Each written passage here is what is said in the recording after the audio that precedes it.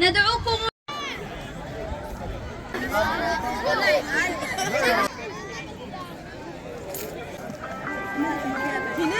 يحيي ذكرى الكارثة التي حدثت في اليابان منذ سنوات طويلة، ذكرى الهزة الأرضية الكبيرة والتسونامي اللي حدث في اليابان، من خلال تضامننا مع الشعب الياباني بإجراء احتفال لتطهير الطائرات الورقية وإنتاج العرائس اليابانية وزراعة أشجار البامبو اليابانية.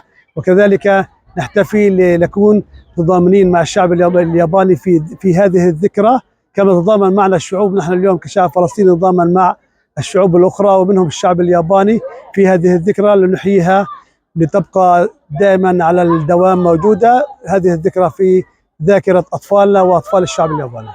رسالة تضامن مع شعوب العالم ومنها الشعب الياباني الصديق للشعب الفلسطيني.